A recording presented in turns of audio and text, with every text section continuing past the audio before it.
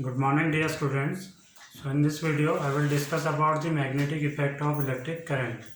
Previously we have studied about the magnetic field and the properties of the magnetic field. In this video I will discuss about the magnetic effect of electric current. So the magnetic effect of electric current was first observed by the Hans Christian Ørsted in 1820. ठीक है.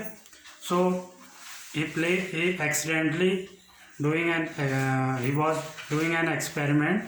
So during his experiment he observed that when a magnetic compass is placed near a current carrying conductor and the current is flowing through the conductor, the magnetic compass will deflect. ठीक है.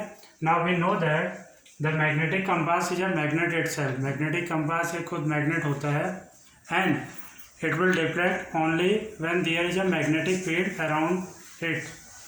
So now the question is arise that how the magnetic compass is get deflected. So he concluded that when a current is flowing through a current carrying conductor, it produces magnetic field या magnetic effect, and due to which the magnetic compass will get deflect या the needle of the magnetic compass will get deflect due to the magnetic field produced by a current carrying conductor. Clear?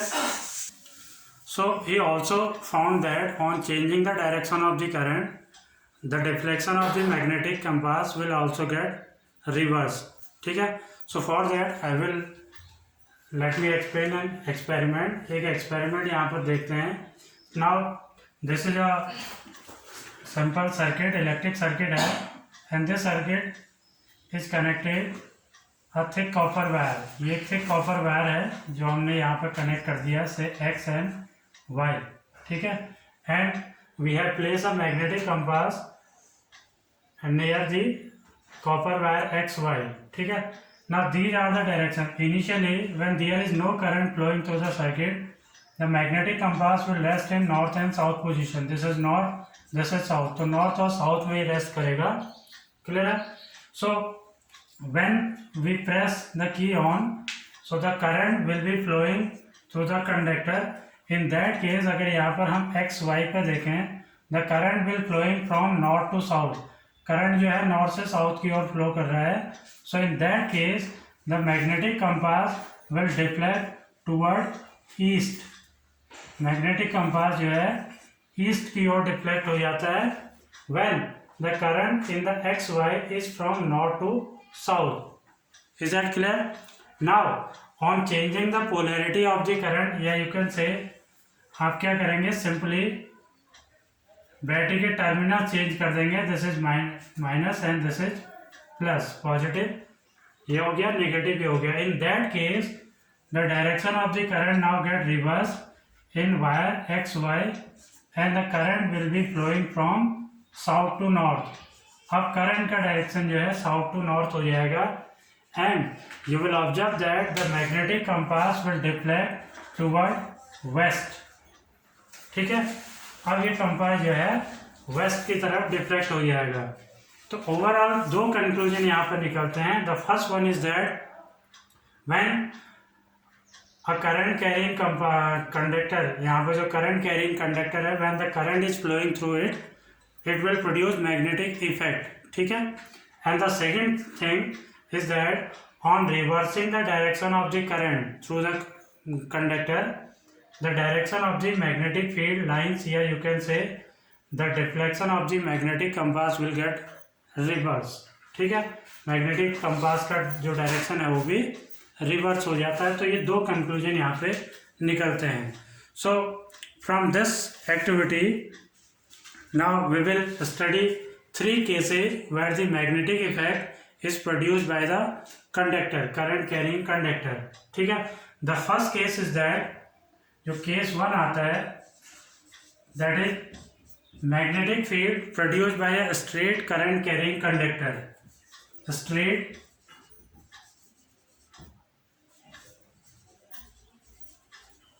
Conductor. ठीक है. Means अगर हमारे पास straight conductor है तो वो किस तरह से मैग्नेटिक फील्ड प्रोड्यूस करता है. तो सबसे पहले this is the first case. ठीक है.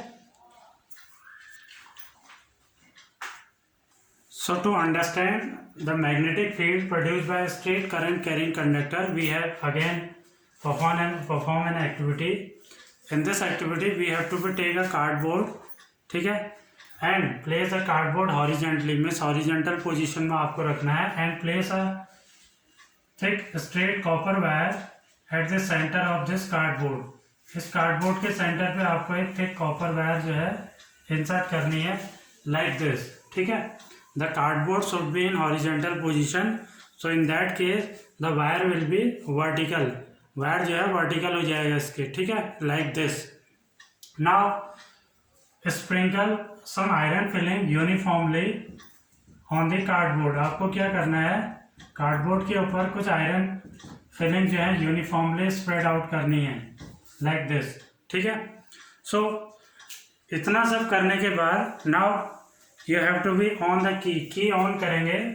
So in that case you will see that the current will be flowing from positive to negative. तो करंट जो है, अगर इसमें हम एक्स वाई लेते हैं वायर को, तो in that case the current will B flow vertically downward, क्योंकि जो वायर है आपका एक्स वाई वो वर्टिकल है, इस पोजीशन में है. तो इस केस में करंट का जो डायरेक्शन रहेगा वो एक्स टू वाई रहेगा, इट मीन्स वर्टिकली डाउनवर्ड रहेगा, ठीक है. चलिए, so now on passing the current you have to be, जब करंट पास होगा तो you have to be tap the cardboard gently. आपको कार्डबोर्ड को जेंटली टैप करना है. तो you will observe that the iron filings will arrange in a pattern, ठीक है. जो आयरन फिलिंग्स हैं वो एक पैटर्न में अरेंज हो जाएंगी. Actually, these iron fillings are arranged in the form of concentric circle, like this, ठीक है. concentric circle आपने पढ़ा होगा, जिनका सेंटर एक होता है, कॉमन सेंटर होता है, बट डिफरेंट रेडियस के अगर हम सर्किल ड्रॉ करें तो उन्हें हम concentric circle कहते हैं. So in this activity the iron fillings will arrange in the form of concentric circle, ठीक है. Now ये पहले भी आपको बता चुके हैं कि आयरन फिलिंग जो है मैग्नेटिक फील्ड लाइंस के पैटर्न में ही अरेंज होती हैं. इन दिस केस, सो कहने का मीन्स यह है कि when a current is flowing through a straight current carrying conductor, the magnetic field lines are produced in the form of concentric circle. तो मैग्नेटिक फील्ड लाइन जो है हमेशा in the form of concentric circle जो है वो produce होंगी. Is that clear? So in that case अगर हम बात करें डायरेक्शन की, तो डायरेक्शन यहाँ पर रहेगा clockwise. The magnetic field lines will be in the clockwise direction, clockwise direction में रहेंगी. इट मीन्स जिस डायरेक्शन में क्लॉक घूमता है उसी डायरेक्शन में यहाँ पे मैग्नेटिक फील्ड लाइंस का डायरेक्शन भी आपको देखने को मिलेगा, ठीक है. Now second thing, if you reverse the direction of the current in this activity, अगर करंट के डायरेक्शन को आप रिवर्स कर रहे हैं, उसको रिवर्स करने के लिए आपको जो बैटरी के टर्मिनल्स हैं उन्हें चेंज करना पड़ेगा. तो इन दैट केस ये पॉजिटिव और ये निगेटिव हो जाएगा. The direction of the current will now change. अब यहाँ पर direction of current X Y to X हो गया. इट मीन्स करंट का डायरेक्शन वर्टिकली अपवर्ड हो गया है, नीचे से ऊपर की ओर, ठीक है, लाइक दिस. तो in that case the magnetic field lines are also produced in the form of concentric circle, but जो डायरेक्शन है मैग्नेटिक फील्ड लाइंस का वो रिवर्स हो जाएगा, ठीक है. now in that case the magnetic field lines will be in anti clock direction. अब ये एंटी क्लॉकवाइज हो जाएंगी, ठीक है, मीन्स रिवर्स हो जाएगा direction on changing the polarity of the current in the circuit, ठीक है. तो यहाँ पर दो चीज़ें समझ में आती हैं. पहली चीज़, when a current is flowing through a straight current carrying conductor, the magnetic field lines are produced in the form of concentric circle at a given point, ठीक है. क्योंकि अगर स्ट्रेट वायर आप लेते हैं और इसमें करंट अगर आप फ्लो करते हैं तो इट कंटेन इन्फानाइट पॉइंट्स, बहुत सारे इन्फानाइट पॉइंट हैं, ठीक है.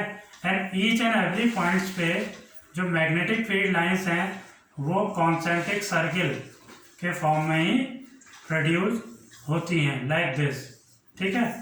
सो कहने का मतलब यह है कि when a current is flowing through a straight current carrying conductor, the magnetic field lines are produce in the form of concentric circle, ठीक है, जिनका सेंटर जो है वो एक पर्टिकुलर पॉइंट रहेगा और उसी सेंटर के अकॉर्डिंग या around magnetic field lines produce होती हैं। Is that clear? So straight current carrying conductor में कॉन्सेंट्रिक सर्किल जो हैं वो इस तरह से प्रोड्यूस होती हैं। नाउ अब बात करते हैं the magnitude of the magnetic field जो यहाँ पर है वो किस तरह से हम डिटरमाइन करते हैं, या जो magnitude of the magnetic field यहाँ पर प्रोड्यूस होता है वो किन फैक्टर्स पे डिपेंड करता है। तो उसके लिए एक छोटा सा एक्टिविटी और परफॉर्म करते हैं। इसी एक्टिविटी में if you take 2 points here, say एक पॉइंट आप यहाँ पर ले लीजिए, say A and the another point is B here, ठीक है। Now place a magnetic compass at point A. अगर आप पॉइंट ए पे मैग्नेटिक कंपास आप रखते हैं तो क्या होगा, it will show a deflection. Deflection ये शो करेगा, but the deflection is very high. यहाँ पर डिफ्लेक्शन बहुत ज़्यादा हाई रहेगा। अब डिफ्लेक्शन का जो डायरेक्शन होगा वो डिपेंड करता है कि करंट का डायरेक्शन क्या रहेगा, ठीक है। अगर करंट का डायरेक्शन वर्टिकली अपवर्ड है तो जो डिफ्लेक्शन होगा मैग्नेटिक कंपास का वो इस तरह से होगा, और अगर करंट का डायरेक्शन वर्टिकली डाउनवर्ड है तो जो डिफ्लेक्शन है वो इस तरह से रहेगा, ठीक है।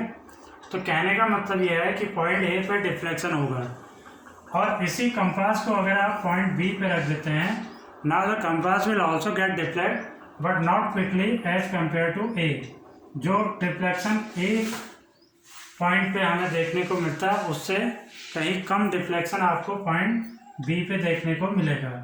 तो इट मीन्स यहाँ पर समझ में ये आता है कि जो वायर है अगर हम इससे डिस्टेंस इंक्रीज करते हैं, ठीक है, या इस सेंटर से इंक्रीज करते हैं डिस्टेंस को, तो मैग्नेटिक फील्ड की जो स्ट्रेंथ है वो कम होती जाती है, ठीक है।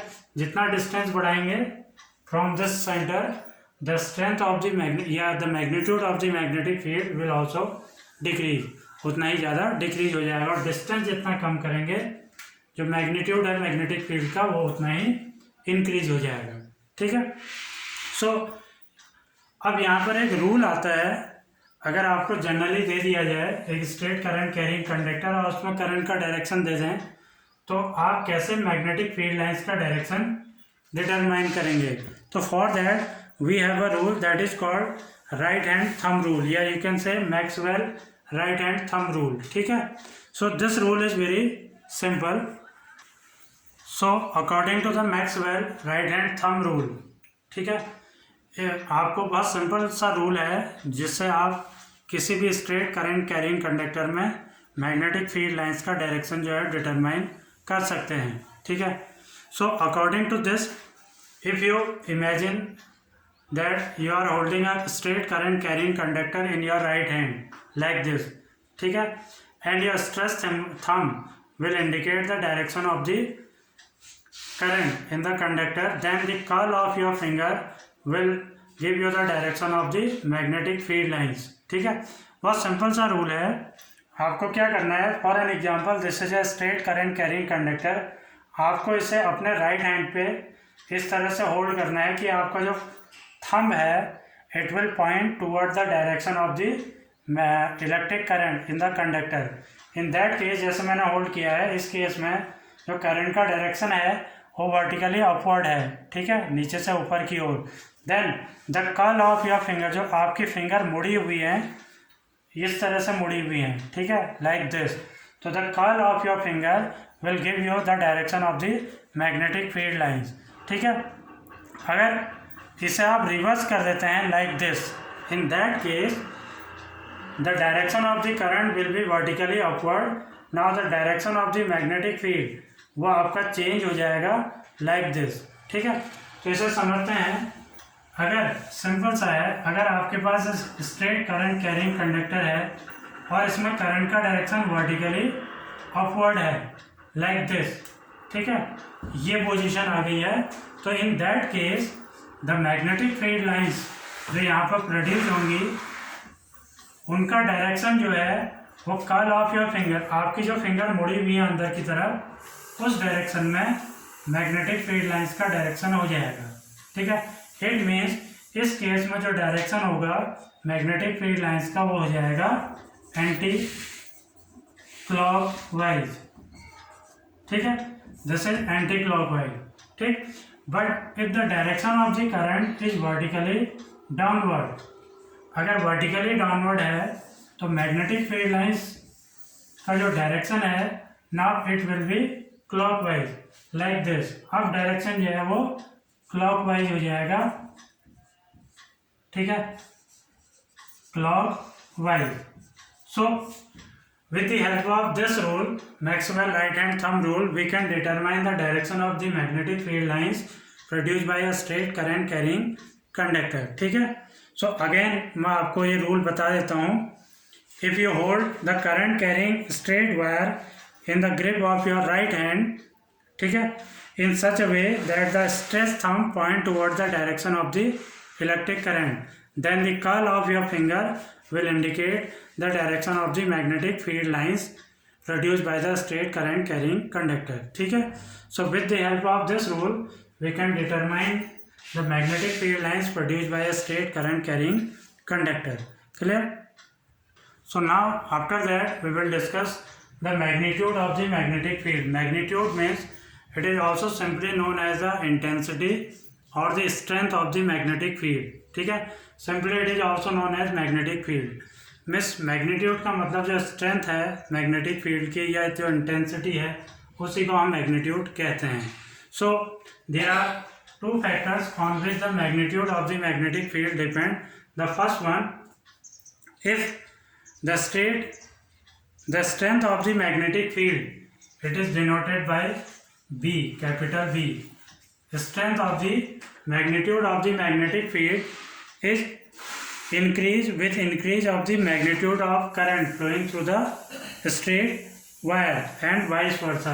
It means जो magnitude of magnetic field है वो increase होता है on increasing the magnitude of electric current through the wire। ठीक है, क्लियर है? मीन्स करंट अगर increase करते हैं तो magnitude of magnetic field भी increase हो जाएगा। The second factor is that the strength of the magnetic field B decrease on increasing the distance of the point of observation from the wire। किसी wire में जिस point पे, suppose this is P point, जिस point पे आप magnetic field lines को observe कर रहे हैं या पॉइंट ऑफ ऑब्जर्वेशन जो आपका है, अगर इस पॉइंट से आप डिस्टेंस को इंक्रीज करते हैं, ठीक है, लाइक दिस, तो the magnitude of the magnetic field will be decrease. तो it means B is inversely proportional to R। ठीक है, R is the distance from the point of observation. ठीक है, ये R हो गया, तो B R के इनवर्स प्रोपोर्शन में रहता है। इट मीन्स डिस्टेंस जितना इंक्रीज करेंगे from the point of observation, strength of magnetic field decrease हो जाएगा। Is that clear? So these are the two factors. अगर इन दोनों को हम कंबाइन करें तो B is directly proportional to I/R हो जाता है। ठीक है, इज दैट क्लियर? तो ये हमेशा ध्यान रखिएगा। नाउ द SI यूनिट की अगर बात करें strength of the magnetic field की, the SI unit of the strength of magnetic field is tesla. ठीक है, it is denoted by capital T। ठीक है, टेस्ला इसे हम कहते हैं। एंड 1 टेस्ला इक्वल्स टू होता है 1 tesla equals to 1 newton upon 1 ampere into 1 metre. ठीक है, this is equal to 1 tesla, और you can say 1 tesla is equal to 1 newton per ampere per metre. Is that clear? So this is the SI unit of the magnitude या strength of the magnetic field।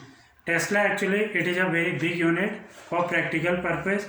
तो CGS unit जो हम लिखते हैं magnetic field की, that is Gauss।